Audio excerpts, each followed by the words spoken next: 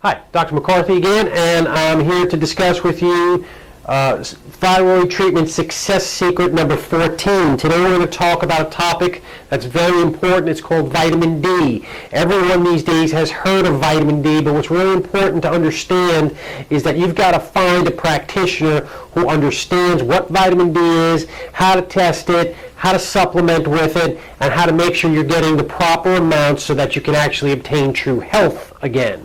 Not just bring your numbers back into a quote-unquote normal range and then say forget about it.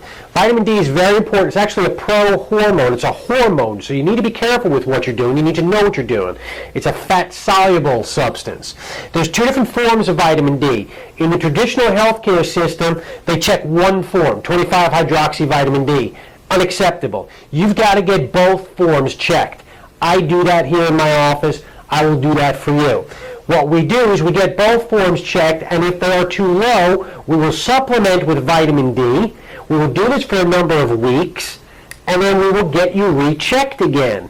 Make sure that the levels have come back up in the proper ratios.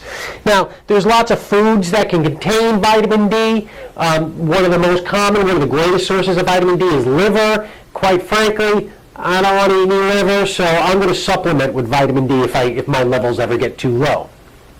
Sunlight, another great source.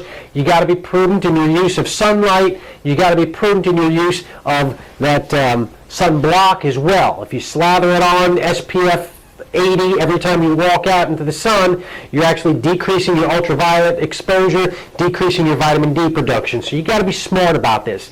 I explain this to all my new patients on exactly how to best go about using the sunlight to increase your vitamin D while we're also using supplements. Remember, we talk about lab ranges. Sound like a broken record at this point. Lab ranges are far too broad.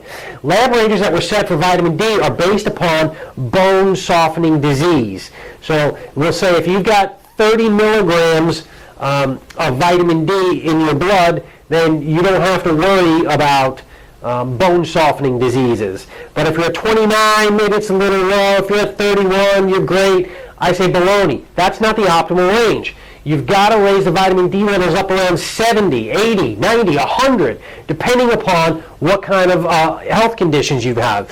If you want to balance your immune system, any kind of autoimmune condition, sometimes we want to see these people get their vitamin D levels up to around 80, 90, or 100. It's been shown that lots of people who have autoimmune conditions, specifically autoimmune thyroid problems, actually have vitamin D receptor issues. So their vitamin D needs to be greatly enhanced over the normal population who doesn't have this autoimmune condition. Last thing I want to talk about is, this is very important as well, is inflammation.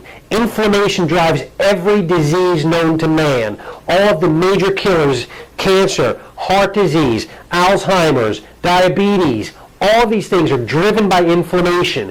If you've got massive amounts of inflammation inside your body, guarantee your vitamin D is too low. One of the ways that we lower your inflammation is we increase your vitamin D. But again, it's got to be done prudently by someone who knows what they're talking about. If you need to get your vitamin D levels checked, you have to call my office now. Don't suffer another minute. Thanks.